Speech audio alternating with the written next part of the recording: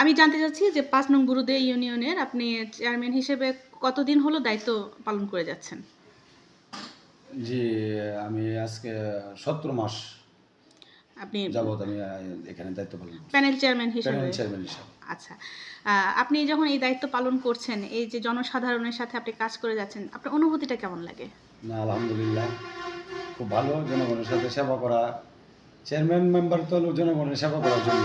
জি, আর রাজনীতি মানে সকলেই বুঝে যে এটা সেবার জন্য সময় দিতে হয়। জি। আর যদি জনগণ বেশি আসে তো আমাদের মন আরো উৎসাহিত হয়। উৎসাহিত হয়। উৎসাহিত হয়। ধন্যবাদ জানাচ্ছি ৫ নং বুরুদে ইউনিয়ন পরিষদের আলোকিত চেয়ারম্যান জনাব মোহাম্মদ আমাদের প্যানেল চেয়ারম্যান মোহাম্মদ শাহজাহান মিয়া। আমি আপনার কাছে জানতে চাচ্ছি যে আপনার ইউনিয়নকে মাদক মুক্ত এবং বাল্য বিবাহ মুক্ত রাখার জন্য আপনি কতটুকু সচেতন এবং কতটুকু সফল?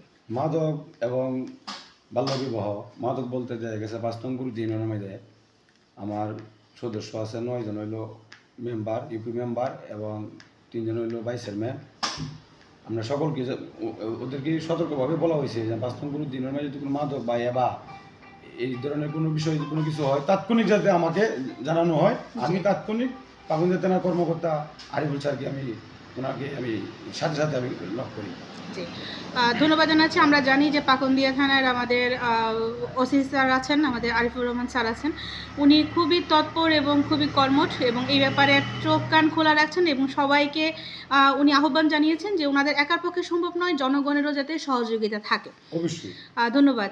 শাহজাহান সাহেব, আমি আপনার কাছে জানতে চাচ্ছি বাল্য বিবাহকে কিভাবে আপনি নির্মূল করছেন? বাল্যবিবাহ বর্তমান আইনে একবারে ১৮ বছরের নিচে একবারে টোটালি নিষেধ। কিন্তু আমার ৫ নং বুরুদ ইউনিয়নের মধ্যে আমি আমার প্রত্যেকটি ইউপিও সদস্যকে আমি বলে দিচ্ছি যে সাবধান সতর্ক থাকবেন যাতে ১৮ বছরের আগে পূর্ণ হওয়ার আগে যাতে কোনো বাল্যবিবাহ না হয়, সতর্ক আমরা আছি। ৫ নং বুরুদ ইউনিয়নের মধ্যে আমি দায়িত্ব পাওয়ার পর আমরা যে এই যে কাবিকা পাই বা টিআর পাই এগুলো দিয়ে কিন্তু ইটের সোলিং করতেছি ইদারিং বেশি।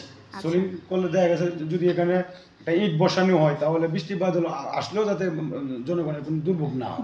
আমরা বেশিরভাগই ঈদের সোলিং দিতেছি। আমরা যে শীত আসছে আমরা অফিস থেকে যে কম্বল পাইছি ইনশাল্লাহ আমরা যারা একবারে নিরহ গরিব দেখা গেছে ভিক্ষুক যারা তাদেরকে আমরা ইনশাল্লাহ এই কম্বল বিতরণ করছি।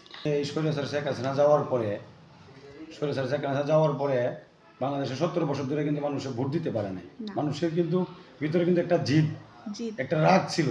কিন্তু এখন যেহেতু দেখা গেছে যে বর্তমান আমাদের সরকার ডক্টর ইউনূস সাহেব উনি যেহেতু বাংলাদেশে একটা নির্বাচন নিয়ে আসছে, আমাদের ৫ নং বুরুদ ইউনিয়নের মানুষ বা বাংলাদেশের মানুষ কিন্তু একটা আনন্দিত একটা গর্বিত যে আমরা আমাদের ভোটের অধিকার ফিরিয়ে দিচ্ছি।